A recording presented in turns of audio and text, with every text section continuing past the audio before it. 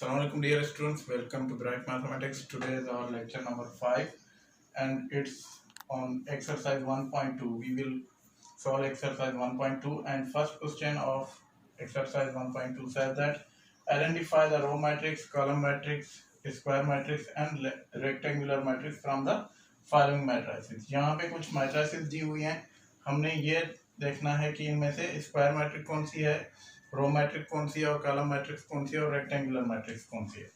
हमें पता है कि रो मैट्रिक्स किसे कहते हैं, वो मैट्रिक्स जिसमें सिर्फ एक रो हो। कॉलम मैट्रिक्स किसे कहते हैं, ऐसा मैट्रिक्स जिसमें सिर्फ एक कॉलम हो। और स्क्वायर मैट्रिक्स जिसमें नंबर ऑफ रोज और नंबर ऑफ कॉलम्स इक्वल हो। और रेक्टेंगुलर जिसमें नंबर ऑफ रोज और number of columns are not equal. तो हम ये क्वेश्चन सॉल्व कर रहे हैं।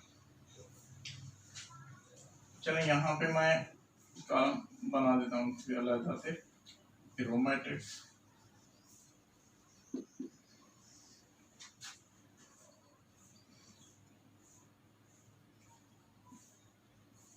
कॉलम मैट्रिक्स,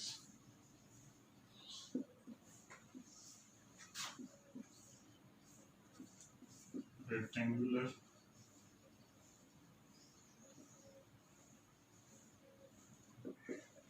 और ये स्क्वायर मैट्रिक्स।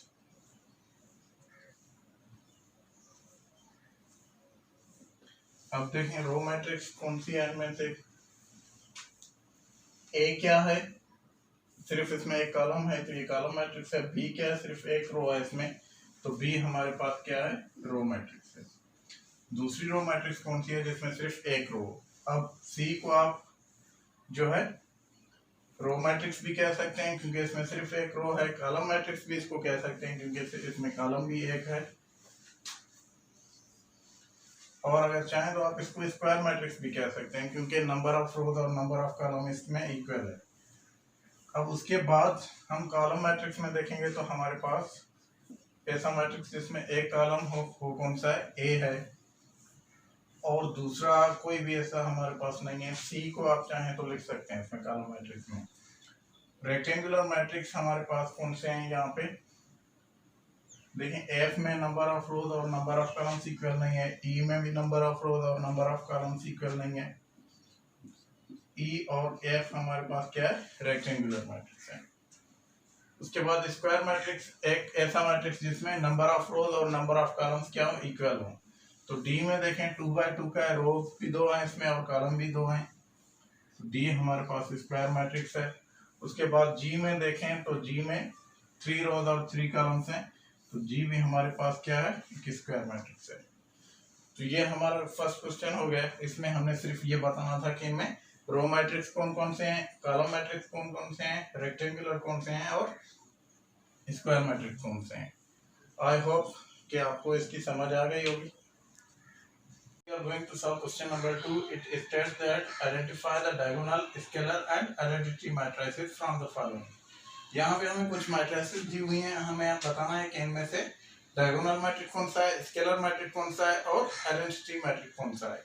हमें पता है कि डायगोनल मैट्रिक्स क्या होता है, एक ऐसा मैट्रिक्स जिसमें डायगोनल एलिमेंट्स क्या होते हैं, ये वाले जो ट्रायंगल यहाँ पे बना रहे हैं। अब यहाँ पे जो एलिमेंट्स ऊपर और नीचे ये ट्रायंगल बन जाएगा। इसी लाइन पे जितने भी एलिमेंट्स आ रहे हैं इन्हें क्या कहते हैं, डायगोनल। तो डायगोनल एलिमेंट्स नॉन जीरो होंगे या एटलीस्ट एक डायगोनल एलिमेंट नॉन जीरो होगा, बाकी सारे क्या होंगे, उसमें 0 0 होंगे। अब स्केलर क्या होता है, वही डायगोनल मैट्रिक्स ही होगा। यहाँ पे जो डायगोनल एलिमेंट्स होंगे वो सारे सेम होंगे, एक जैसे होंगे। और आइडेंटिटी में जो है डायगोनल एलिमेंट सारे क्या होते हैं, 1 1 होते हैं। तो यहाँ पे हम आइडेंटिफाई करेंगे।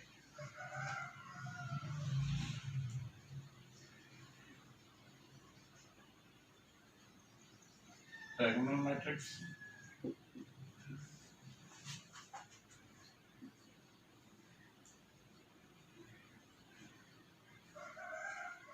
स्केलर मैट्रिक्स और ये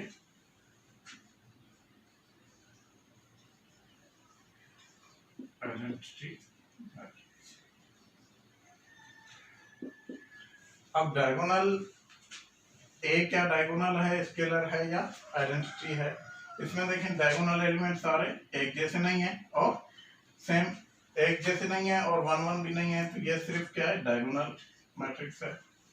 बी, इसमें देखें डायगोनल एलिमेंट्स क्या हैं, दोनों एक जैसे हैं, तो मीन्स ये क्या है, स्केलर है। और इसमें भी ना ही एक जैसे हैं और ना ही सारे 1 1 भी नहीं है, तो ये भी क्या है, डायगोनल मैट्रिक्स है। और डी में देखें तो ये 1 1 है सारे, तो ये क्या है, आइडेंटिटी मैट्रिक्स है, डी आइडेंटिटी हो गया। और ई में देखें दोनों सेम है, डायगोनल एलिमेंट्स 2 2 है, सेम है, तो ये क्या है, स्केलर है, ये हमारे पास स्केलर मैट्रिक्स है। अब एफ में देखें 1 है सिर्फ, अब इसमें क्योंकि इसका ऑर्डर ही 1 by 1 है और है ही नहीं, तो इसलिए ये क्या होगा, आइडेंटिटी होगा। क्योंकि यहाँ पे देखें 0 0 तो आप कहेंगे कि नहीं है, लेकिन क्योंकि इसका ऑर्डर ही 1 by 1 है और इसमें 1 है, बाकी अगर होते एलिमेंट्स तो 0 0 ही हो सकते थे, तो इसीलिए इसे हम क्या कहते हैं, आइडेंटिटी मैट्रिक्स ही कहेंगे। उसके बाद जी है, अब जी में देखें सारे डायगोनल एलिमेंट्स एक जैसे हैं, तो ये क्या है, स्केलर मैट्रिक्स है। तो ये था हमारा क्वेश्चन नंबर 2, जिसमें हमने आइडेंटिफाई करना था कि डायगोनल मैट्रिक्स कौन से हैं, स्केलर कौन से हैं और आइडेंटिटी कौन से हैं। आई होप कि आपको समझ आ गई होगी। Question number 3, it is state that find the transpose of the following matrices. Now we are given here 4 matrices, we have to find the transpose of each one. तो ट्रांसपोज ऑफ अ मैट्रिक्स क्या होता है कि transpose of a matrix जो होता है interchanging of rose and column होता है, कि मींस आप कॉलम को रो में कन्वर्ट कर देते हैं और कॉलम को रो में और रो को कॉलम में। तो हम फर्स्ट वन सॉल्व करते हैं। पहला है हमारे पास 1 3 2 5 सॉल्यूशन 1 2 3 5। अब हम जब इसका ट्रांसपोज फाइंड करेंगे, यहाँ पे टी लगा देते हैं और यहाँ पे भी जो है इसके ऊपर टी लगा देंगे। अब ट्रांसपोज इसका क्या हो जाएगा, जब ट्रांसपोज हम फाइंड करेंगे, रोज को कॉलम में कन्वर्ट कर देंगे और कॉलम को रोज में, तो ये टी हट जाएगा और यहाँ पे अब ये हमारे पास क्या है, यहाँ पे एक रो है, हॉरिजॉन्टल लाइन है, रो है, तो ये अब क्या बन गया, कॉलम बन गया। ये दूसरा यहाँ पे रो है, अपनी कॉपी में भले ये लाइन ना लगाएं, सिर्फ समझाने के लिए मैं ये रो है, तो अब ये इधर क्या बन जाएगा, कॉलम बन जाएगा। तो यहाँ पे हमने क्या किया कि हमने रो को कॉलम में चेंज कर दिया। अब देखेंगे 1 3, ये यहाँ पे रो था, फर्स्ट रो था, अब यहाँ पे फर्स्ट कॉलम बन गया, ये सेकंड रो था, यहाँ पे सेकंड कॉलम बन गया, और यहाँ पे जो ये कॉलम थे अब ये क्या बन गए, रो बन गए। ये कॉलम था 3 5, यहाँ पे देखें रो है, ये इसका आंसर है। अब इसका पार्ट 2 देखें, b 2 3 -1 0 2 5 सॉल्यूशन। अब इसका ट्रांसपोज क्या होगा, ये 2 3 -1 0 2 5, यहाँ पे भी हम टी लगा देंगे। अब जब ट्रांसपोज फाइंड करेंगे ये वाला टी हट जाएगा। अब सेम यहाँ पे ये रो है 2 3, अब ये कॉलम बन गया, -1 0 रो है, ये कॉलम बन जाएगा, 2 5 ये रो है, इधर इधर क्या बन जाएगा, कॉलम बन जाएगा। तो ये हमारे पास क्या आ गया, इसका बी का ट्रांसपोज। अब आपने एक बात नोट की होगी, देखें जब रेक्टेंगुलर मैट्रिसेस हैं तो उनका ऑर्डर भी चेंज हो रहा है। ये क्योंकि स्क्वायर मैट्रिक्स है इसलिए इसका ऑर्डर सेम रहेगा, क्योंकि नंबर ऑफ रोज और number of column square matrix में सेम होते हैं। यहाँ पे क्योंकि नंबर ऑफ रोज और नंबर ऑफ कॉलम्स चेंज होते हैं तो इनका ऑर्डर चेंज होगा, क्योंकि रोज कॉलम में तब्दील हो रहे हैं और कॉलम्स रो में।